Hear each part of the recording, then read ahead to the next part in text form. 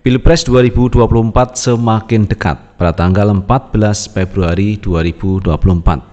Kita semua harus menentukan pilihan.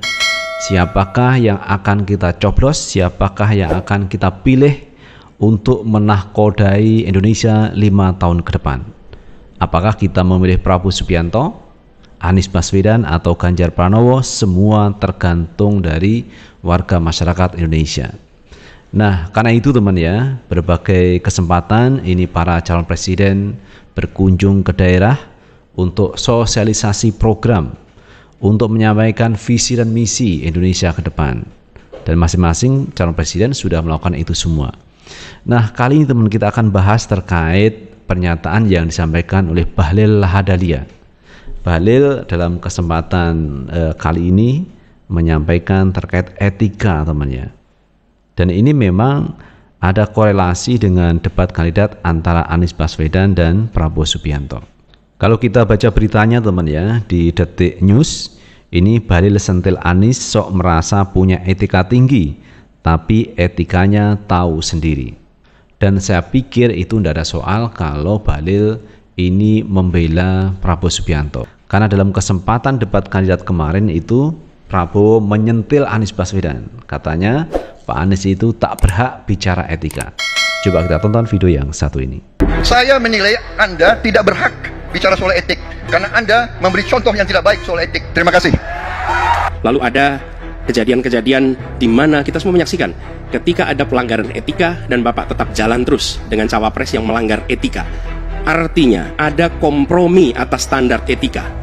Standar etika ini fakta. Ini fakta. Dan kemudian dalam pidato Bapak mengolok-olok tentang pentingnya etika. Saya tidak tega untuk mengulanginya. Pertanyaannya, apa penjelasan Pak Prabowo soal itu semua?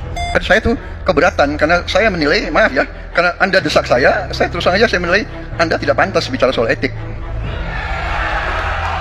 Itu saja. Saya merasa bahwa Anda itu posturing, ya. Anda tuh menyesatkan. Itu aja, ya. Saya boleh berpendapat kan? Saya menilai Anda tidak berhak bicara soal etik karena Anda memberi contoh yang tidak baik soal etik. Terima kasih.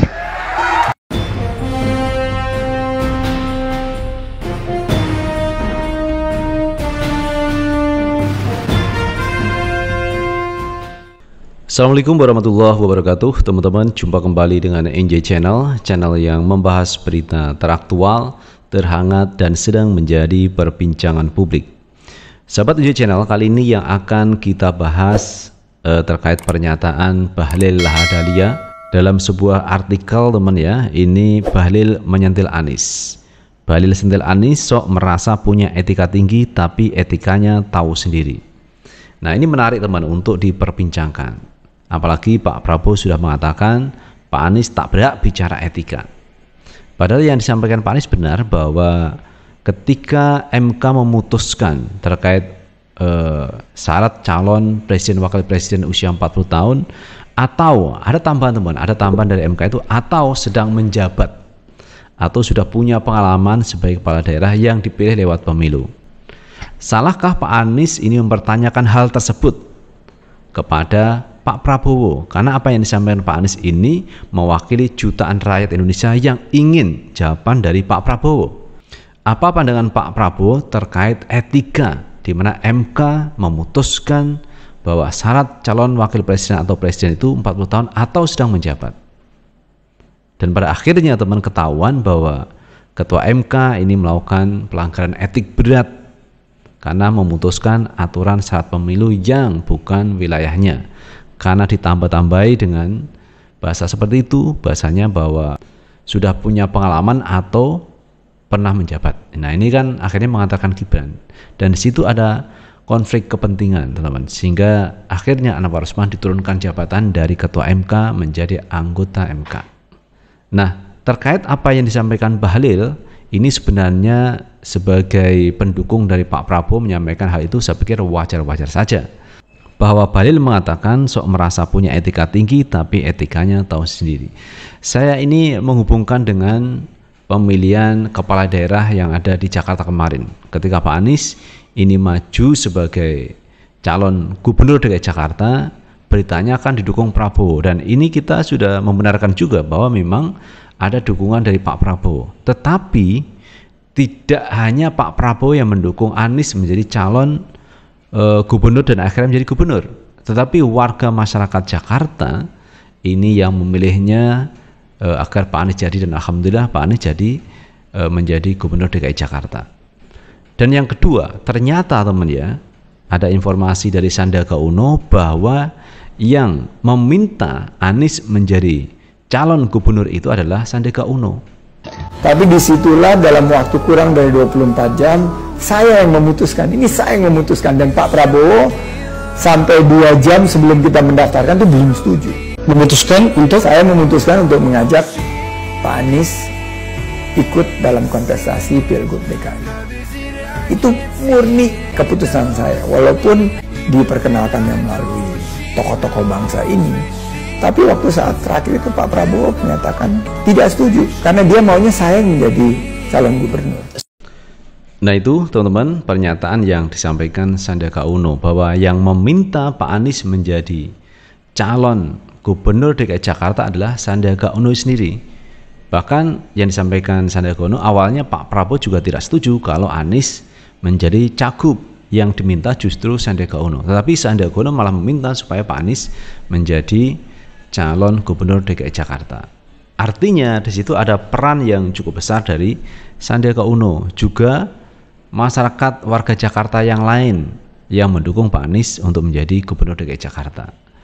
Mungkin teman, apa yang disampaikan Bahlil atau yang disampaikan Pak Prabowo ini terkait Pilgub DKI Jakarta, di mana sebelumnya Pak Anies pernah mengatakan bahwa tidak akan maju selama Pak Prabowo maju menjadi calon presiden.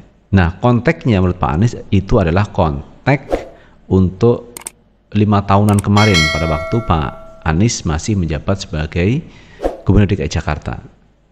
Tetapi pemahaman Pak Prabowo mungkin selamanya ketika Pak Prabowo ini maju menjadi calon presiden, maka di situ Pak Anies tidak akan maju. Nah, inilah yang mungkin menjadi dasar Prabowo atau dasar Bahlil mengatakan bahwa Pak Anies ini tidak punya etika. Padahal kalau menurut pendapat saya teman, kalau bicara terkait etika, justru saya melihat Pak Prabowo ini justru etikanya menurut saya itu rendah. Kenapa saya katakan begitu? Contoh kasus seperti ini teman ya, ketika Pak Prabowo meminta Gibran Rakabuming Raka menjadi cawapres, ini sebenarnya sudah melanggar etika yang dilakukan oleh Pak Prabowo. Ingat, Gibran itu adalah kader PDIP. Bobi Nasution yang menjadi wali kota itu juga kader PDIP. Pak Jokowi itu kader PDIP. Nah, ketika Pak Prabowo mengambil Gibran, otomatis Bobi dan Pak Jokowi ini akan ikut Pak Prabowo Subianto, karena anaknya Pak Jokowi, Gibran, itu maju menjadi calon wakil presiden. Tentu Pak Jokowi akan mendukung Gibran. Nah, apakah ini tidak melanggar etika? Padahal mereka semua itu adalah kader PDIP. Dan Pak Prabowo tidak pernah minta izin kepada Bu Mega meminta Gibran menjadi cawapresnya. Apakah itu tidak melanggar etika? Sementara Gibran itu adalah kader PDIP. Apakah Bu Mega tidak kecewa? Apa Bu Mega tidak kesal? Apa Bu Mega tidak galau dengan kejadian ini? Tentu Bu Mega mengalami hal itu, kecewa, marah, dan sebagainya. Tapi beliau pendam. Tetapi intinya, ini menurut saya adalah melanggar etika karena merekrut orang yang sudah menjadi kader partai politik lain. Harusnya Pak Prabowo itu merekrut yang lain yang bukan kader partai. Itu saya pikir lebih elegan. Artinya bukan simpatisan, bukan kader kemudian direkrut menjadi cawapres. Kenapa harus mengambil Gibran? Sementara Gibran adalah kader PDIP. Apakah itu tidak melanggar etika? Itu yang pertama. Yang kedua, ketika Sandiaga Uno kemarin itu mundur jabatan dari Wakil Gubernur DKI Jakarta, kemudian masuk dalam gelaran Pilpres mendampingi Pak Prabowo menjadi calon Wakil Presiden, itu kan terjadi kekosongan. Nah, harusnya teman ya, harusnya yang menggantikan itu adalah PKS. Kenapa? Karena PKS itu mendukung Anies Sandiaga Uno maju dalam Pilgub DKI Jakarta.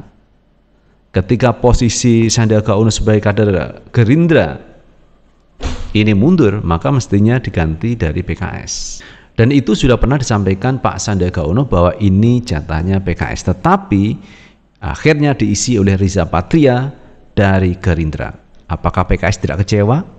Apakah PKS ini tidak galau? Apa PKS ini tidak marah? Tentu marah, tentu kecewa, tentu galau. Kenapa? Jatahnya yang harusnya itu didapat tetapi diambil oleh Gerindra.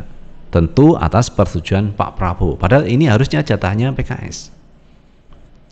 Nah, apakah ini tidak melanggar etik? Tentu menurut saya adalah melanggar etika, teman.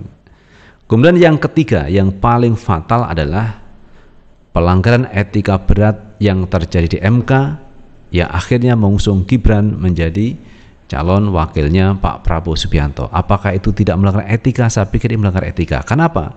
Gibran maju menjadi calon wakil presiden mendampingi Pak Prabowo ini karena keputusan MK yang melanggar kode etik berat. Jadi keputusan yang melanggar kode etik berat, produknya mestinya juga sama. Ini adalah bagian dari pelanggaran.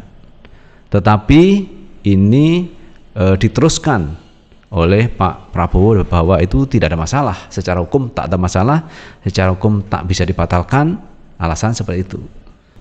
Dan menurut saya apa yang disampaikan Pak Anies ini benar bahwa mempertanyakan etika. Siapa yang tidak punya etika, warga masyarakat Indonesia yang bisa menilainya, siapa yang paling melanggar etika. Nah, itu teman kalau kita bicara terkait etika. Kemudian kalau kita bicara tentang kepemimpinan nasional, calon presiden, memang seorang calon presiden itu harus menjunjung tinggi etika. Tidak bisa mengatakan etika dasmu, itu juga tidak bisa. Jadi ini adalah moral, ini adalah akhlak yang harus dijunjung tinggi, apalagi seorang calon presiden. Tidak bisa ngomong sembarangan seperti itu. Harusnya apa yang ia sampaikan ini menjadi edukasi publik, ini bisa memberikan pembelajaran kepada masyarakat, ini loh terkait etika, terkait moral. Mestinya itu yang disampaikan. Jadi hal-hal yang seperti ini mestinya tidak terjadi. Seorang calon presiden harus mengatakan sesuatu yang bisa memberikan edukasi, mendidik masyarakat.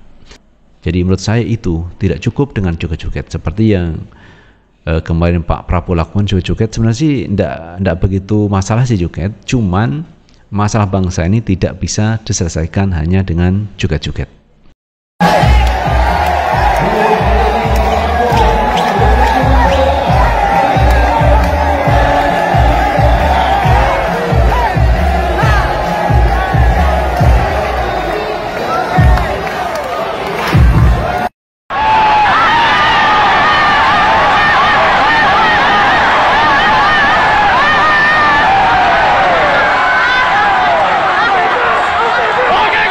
Nah itu sahabat Enjoy Channel yang bisa kita bahas kali ini. Terima kasih sudah menonton. Jangan lupa tetap like, subscribe, share, dan komen di channel ini agar kita bisa membangun channel ini menjadi lebih baik lagi. Sukses selalu. Assalamualaikum warahmatullahi wabarakatuh.